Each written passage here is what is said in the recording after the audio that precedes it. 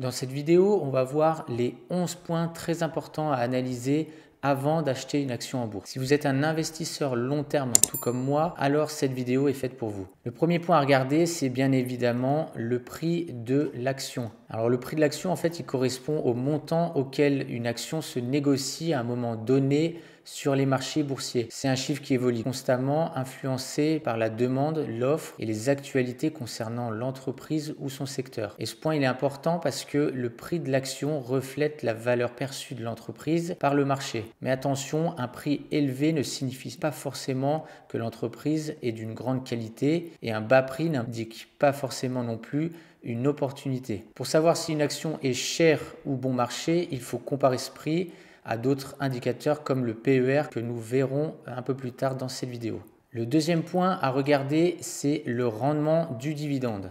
Le rendement, c'est le pourcentage obtenu en divisant le dividende annuel par le prix actuel de l'action. Par exemple, si une entreprise verse un dividende de 5 € par action et que le prix de l'action est de 100 €, son rendement est de 5%. Alors, le rendement, c'est bien évidemment pas le premier point à regarder, mais un bon rendement peut être une source de revenus réguliers, surtout pour les investisseurs qui cherchent à construire un revenu passif. Mais il faut vérifier si l'entreprise peut maintenir ce dividende dans le temps, et un rendement anormalement élevé peut être un signal de risque. Par exemple, si l'entreprise verse des dividendes au détriment de sa santé financière. Le troisième point à regarder, c'est le PER.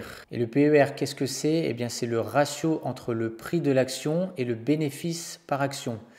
Donc, pour exemple, si le prix d'une action est de 50 € et que le bénéfice par action est de 5 €, alors le PER est de 10. Et cet indicateur, il est important parce qu'il vous aide à évaluer si une action est surévaluée ou sous-évaluée par rapport à ses bénéfices. Un PER qui est bas peut indiquer que l'action est bon marché, mais cela peut être aussi dû à des problèmes de l'entreprise. Et un PER élevé, lui, peut refléter des attentes de croissance, mais aussi un risque de surévaluation. Quatrième point important à regarder, c'est le résultat net et les bénéfices. Alors, le résultat net d'une entreprise, ça représente le montant que l'entreprise a gagné après avoir payé toutes ses charges, ses impôts et toutes ces autres dépenses. On peut appeler ça aussi le bénéfice par action, c'est-à-dire le résultat net divisé par le nombre d'actions. Analyser les bénéfices d'une entreprise permet de vérifier si celle-ci est rentable ou non. Bien sûr, quand on a une tendance de bénéfices en hausse est bon signe car elle montre que l'entreprise est capable de croître. Et à l'opposé, si les bénéfices sont en baisse ou instables, cela peut refléter soit des difficultés internes ou des problèmes dans son marché. Le cinquième point important à analyser, c'est la capitalisation boursière. Alors, la capitalisation boursière, c'est la valeur totale de l'entreprise en bourse.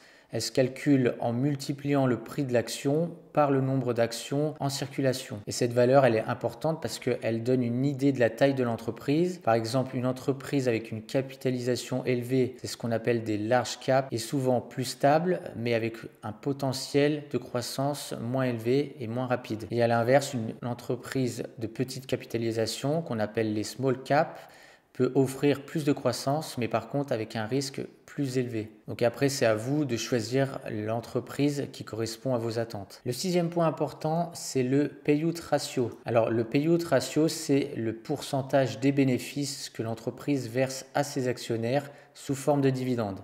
Par exemple, si l'entreprise réalise un bénéfice de 10 € par action, et verse un dividende de 4 €, son payout ratio est de 40%. Et cette valeur, elle est importante parce qu'un ratio modéré, donc entre 30 et 60%, est souvent un bon équilibre. Alors si un ratio est trop élevé, ça peut signifier que l'entreprise n'investit pas assez dans sa croissance et dans le remboursement de ses dettes. Et à l'inverse, si un ratio est trop faible, ça peut indiquer que l'entreprise peut privilégier soit le réinvestissement dans sa croissance, ou le remboursement de ses dettes. Ou alors aussi, ça pourrait laisser penser que l'entreprise n'est pas encore suffisamment rentable pour distribuer davantage. Le septième point important à analyser, c'est le niveau d'endettement de l'entreprise. Le niveau d'endettement compare les dettes de l'entreprise à ses capitaux propres ou à ses actifs. On utilise souvent des ratios comme la dette divisée par capitaux propres pour mesurer le niveau d'endettement. Une entreprise qui est trop endettée peut avoir du mal à investir dans sa croissance ou à survivre en période de crise.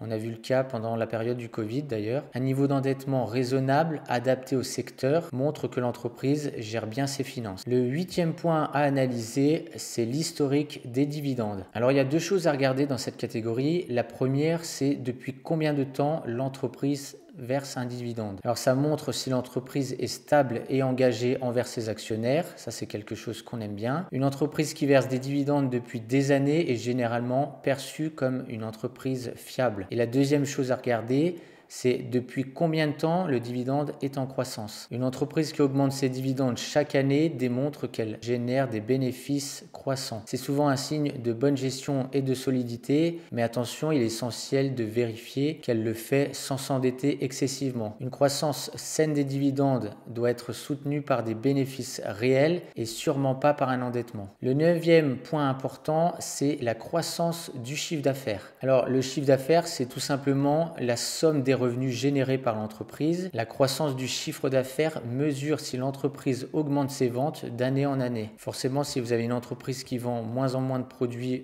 chaque année, vous aurez son chiffre d'affaires qui va baisser et ça, c'est vraiment pas bon signe. Alors bien sûr, une croissance régulière montre une demande soutenue pour les produits ou services de l'entreprise et cela peut aussi indiquer que l'entreprise gagne des parts de marché par rapport à ses concurrents. Et à l'inverse, une baisse de chiffre d'affaires, comme je disais tout à l'heure, ça peut indiquer une diminution de la demande pour les produits ou services de l'entreprise et ça peut suggérer aussi qu'elle perd des parts de marché face à ses concurrents ou qu'elle rencontre des difficultés à innover ou s'adapter aux besoins du client. Le 10e point, c'est les free cash flow qu'on appelle aussi le flux de trésorerie. Alors le free cash flow, c'est l'argent qu'il reste après que l'entreprise a payé la totalité de ses dépenses opérationnelles et de ses investissements. Un free cash flow positif, ça permet à l'entreprise de réinvestir, de rembourser ses dettes et de verser ses fameux dividendes. Et à l'inverse, un free cash flow négatif sur le long terme peut indiquer des problèmes dans l'entreprise. Le 11e et dernier point, c'est le ROE. Alors le ROE, qu'est-ce que c'est?